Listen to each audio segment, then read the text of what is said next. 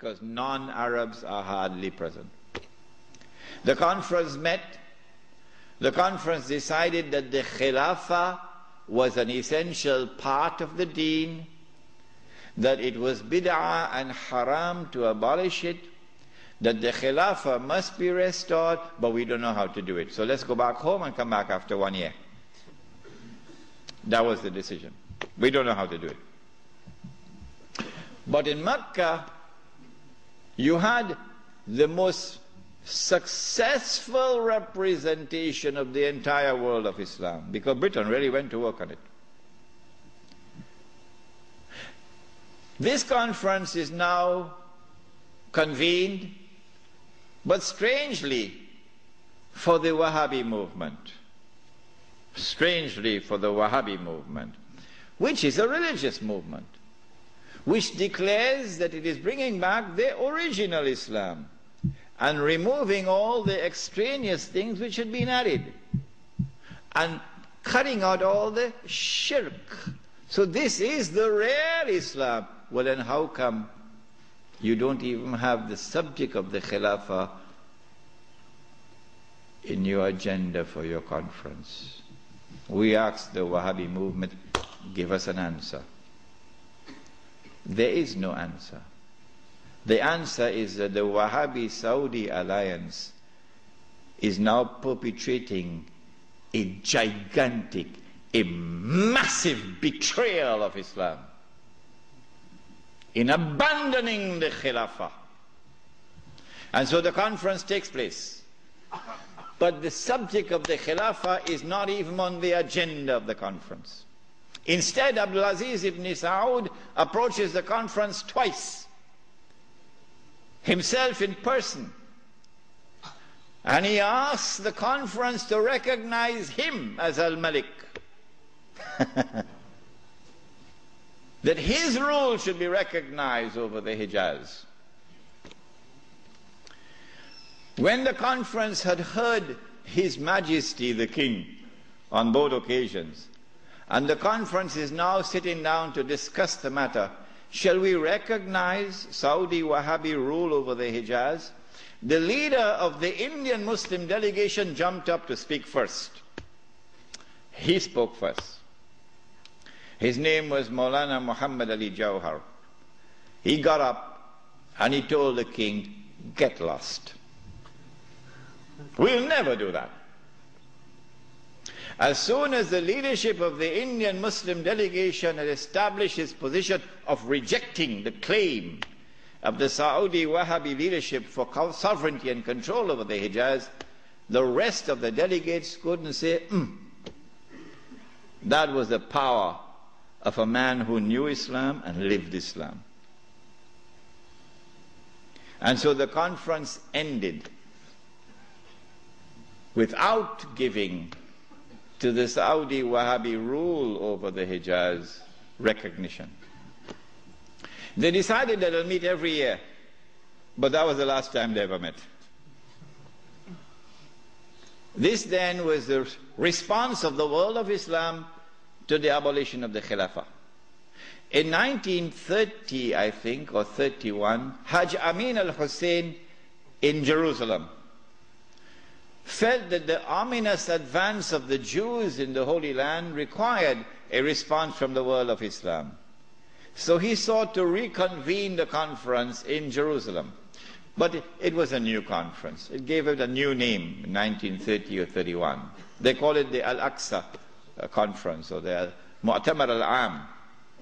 And this conference also met in 1930-31, but you're meeting to establish Darul Islam in a territory which is under British rule. Nothing could be more foolish than that. How can you restore Darul Islam when you're meeting in a territory which is under British rule?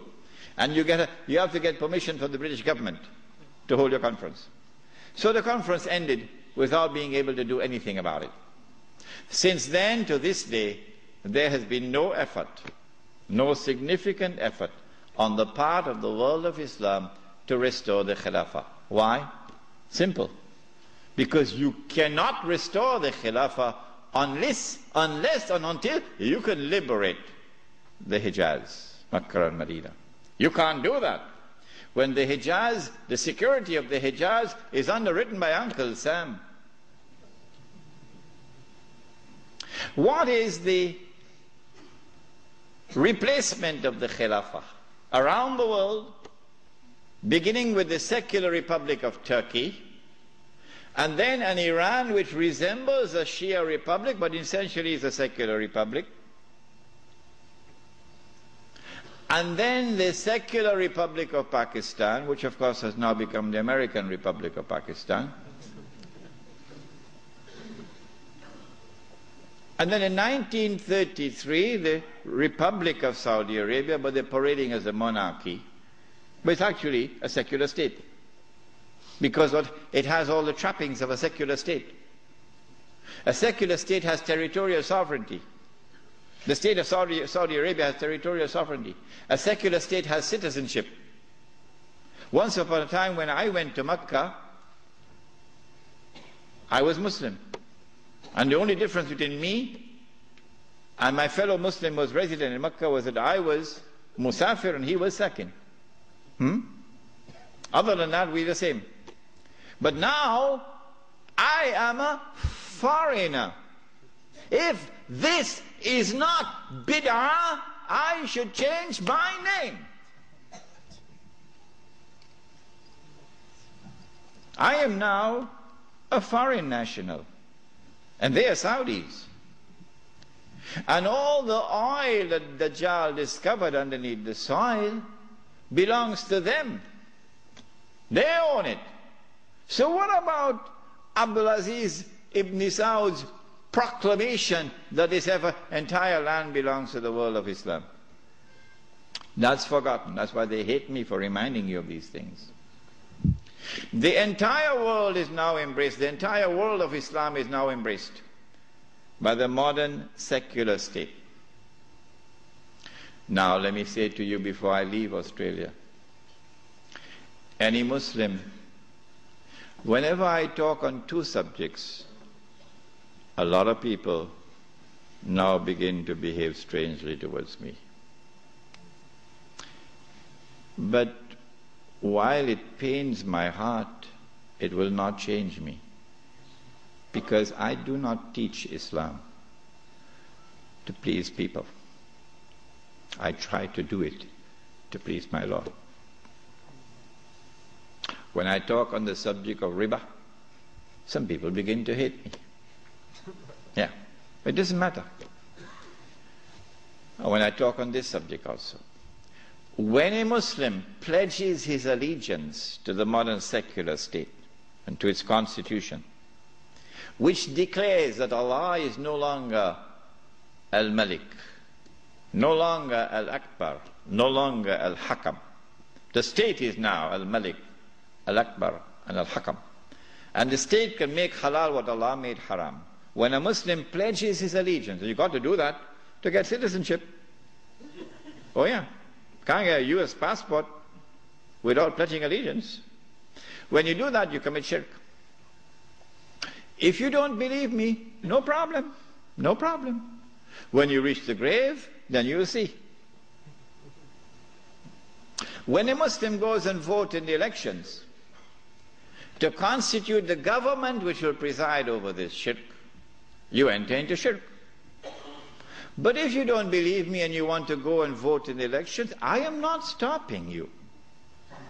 So don't let there be any bad blood between us. I'm not stopping you. But when you enter in the grave and you find that you've entered into shirk, do not plead ignorance. That's all. Stand up like a man and take it on that day. This is now the universal shirk that the Prophet ﷺ had prophesied.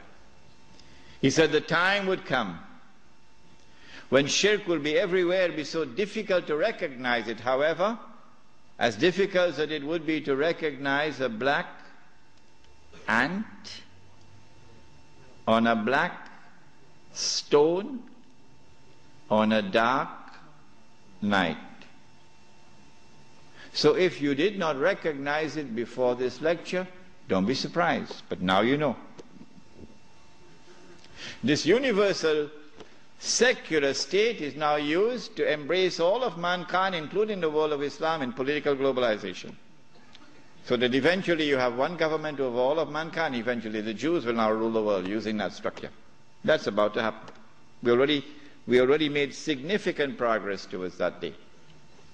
When you read this book, Jerusalem in the Quran, which I believe is the first and only book on the subject, because you couldn't write this book before 1948. Nobody could write it before 1948.